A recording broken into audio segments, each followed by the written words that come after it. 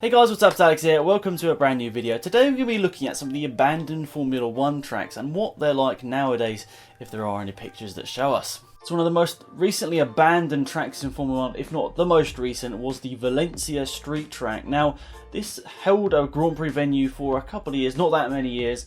I think it was under the European Grand Prix for most of those, and it sadly just never really worked out. If anything, the last Grand Prix it held was its best one, and it's sad that it never really came back. Pretty sure the last Grand Prix it held was 2012 or 2013, but sadly it just didn't work out as a European Grand Prix. I don't think that the viewing figures were that great. People didn't enjoy the racing just because there weren't that many overtakes, and it was sad to see it go. I think there was a lot of hope for this venue when it was sort of being planned, I think 2006, 2007, and then when it was implemented in 2008, I think that race was pretty decent if I remember correctly as well. But the problem with this track always was the overtaking. Everyone struggled to overtake on this track, and they introduced DRS obviously in 2011, which I think did help, but as I said in the pre-part of this video, the 2012 Grand Prix, out of all the races that this track held, in terms of Formula 1 events at least, was definitely its best.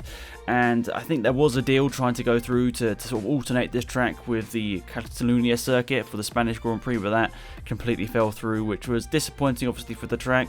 I think they wanted to go in a different direction for the European Grand Prix as well. It's ended up at Baku now, but disappointing. I only had 5 Grand Prix races, and obviously when there's so much money spent on a circuit like this, it just feels like a massive waste of money when it only actually ends up holding 5 Grand Prix.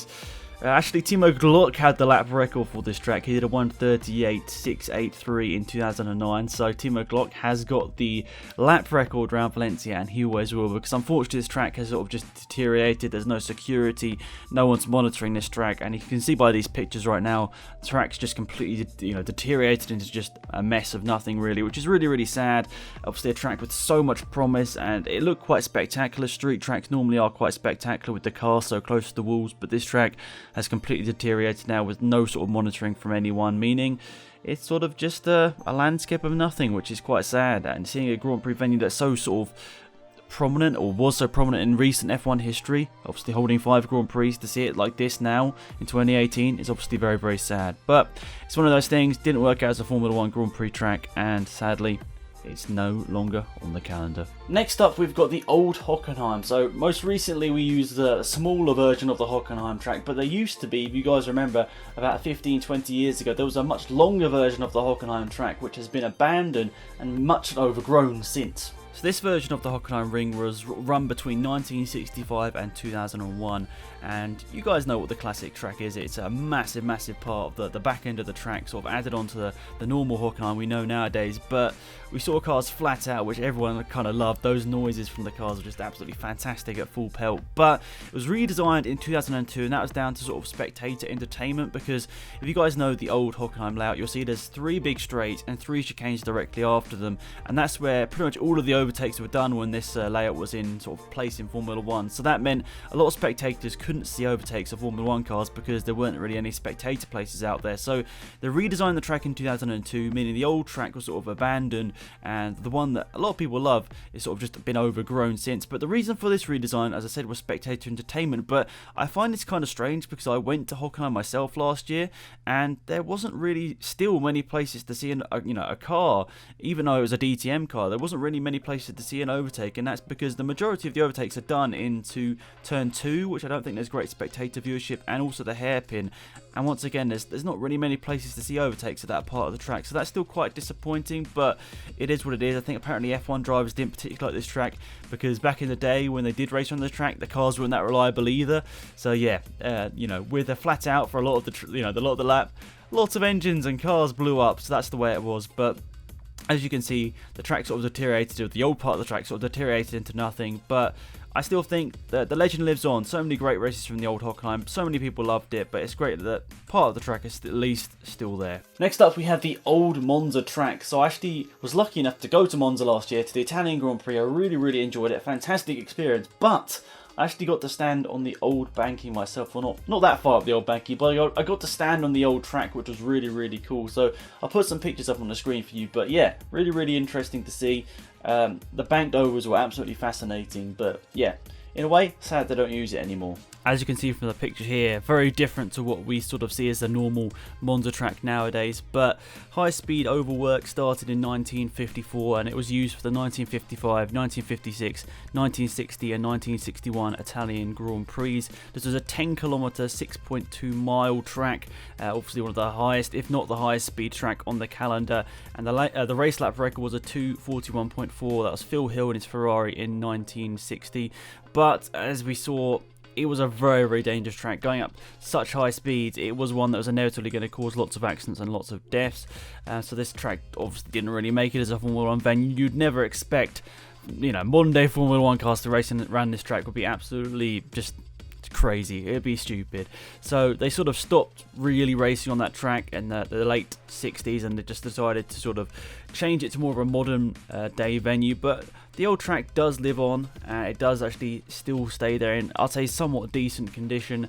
They haven't completely abandoned it like other ones that we've seen in this video already, but it definitely hasn't just obviously got the modern day sort of paving that of course Formula 1 tracks have. But you can see here it's kept in good enough condition that you could probably drive a car around it. But yeah, it's not overgrown or crazy like some of the other abandoned F1 tracks, but it's sad to see it go. What an iconic part of F1 history this track is. And another circuit we're going to be talking about is Reims Circuit in France. Obviously a bit of a weird name to be called the Reims Circuit, but yeah, in France it used to hold Grand Prix races back in the day, but became unused, abandoned, and yeah, overgrown. Reims is a track based in the northeastern part of France, and it's actually quite a long track. The original circuit was 7.8 kilometers, so once again quite a long track, and the longest variation was the 1953 variation of the track, which was 8.372 kilometers, just under 5.2 miles long. But this track was established in 1926 and established itself as I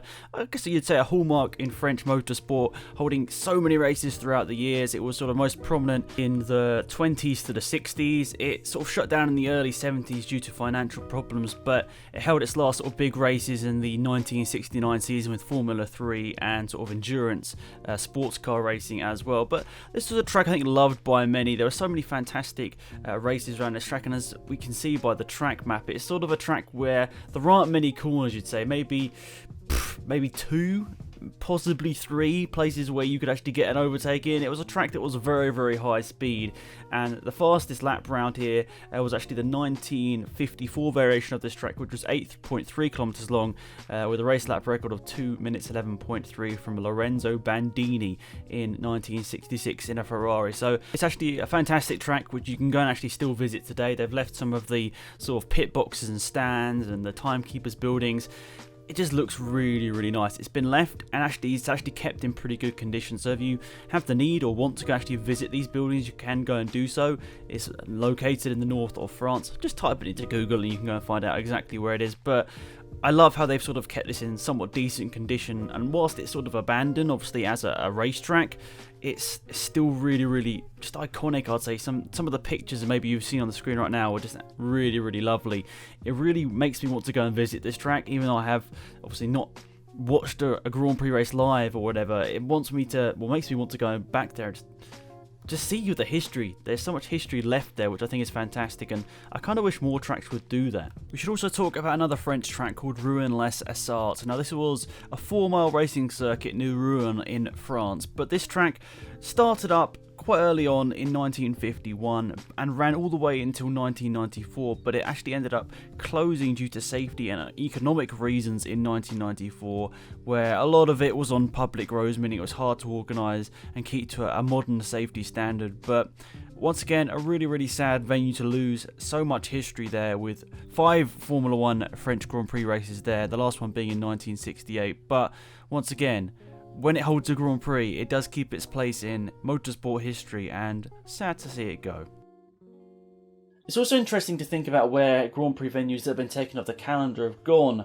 So what got me thinking about this was because recently a touring car series, TCR Asia I think it was, or TCR Korea, recently announced that they're going to be doing some races around the old Korean Grand Prix track. I was like, I couldn't believe it still existed, but yeah, it does. They still race club events around there. So in a way, quite sad that that track didn't sort of make it as a Formula 1 venue really, because It didn't provide great racing, but it was in a different part of the world. We don't have too many races in Asia, so it would be nice to try and get the market in Formula 1 going out there a little bit more. But unfortunately, it never really worked out. But it isn't abandoned. They still use that track, and even though it was a bit of a bleak landscape, I think it was still quite an interesting track. It had a very big mixture of corners. I hated driving it in the Formula 1 games. I just couldn't drive it whatsoever. So in one way, I'm happy it didn't come back because I was terrible at it on the game. But it was actually quite an interesting track. I know it didn't provide the greatest racing in the world, but Hamilton got his carpet, or some carpet stuck under his car at some point. That's one of the most memorable things. And Webber crashing out and possibly losing the championship. And Vettel exploded. Okay, there are a few memorable moments from the Korean Grand Prix over the years, actually. And also something I was going to be talking about is the Indian Grand Prix, because that sort of ceased to exist after a couple of years. They spent so much money getting on the calendar, and they were trying to bring it back, I think, as well, but it didn't work out. It was really, really sad, because obviously there's a massive, massive population over there in India that don't really get to see a Grand Prix, and there's so many people over there that I'm sure are interested in the sport. We've had Indian drivers in the sport over the last couple of years, like Chandok and Dakota Khan. Okay, they weren't in the best of cars, so it's hard to show their ability, but there were Indian drivers in Formula 1, and it was sad for them that they only got a Grand Prix for a couple of years. Of course, so much money invested in that track, and it didn't work out once again. So it's a weird thing, isn't it, Formula 1? You can spend hundreds of millions of pounds, maybe even billions of pounds getting like a venue and everything sorted and built from the ground up, and then after a couple of years it could just die into nothing. It's really quite sad, but it's just the way Formula 1 is. If it doesn't provide good racing, if it doesn't have good sort of attendance or viewing figures, people aren't going to want to keep it on the calendar. The guys at the top aren't going to want to keep it on there. But who knows, with Liberty Media coming in, we could possibly see some old classic tracks coming back. I mean, of course, some of the recent tracks I don't enjoy that much. I think we're going to... Is the Malaysian Grand Prix off the calendar? I think it's going to possibly be off the calendar in a couple of years. So who knows, we could get some new Grand Prix tracks coming back.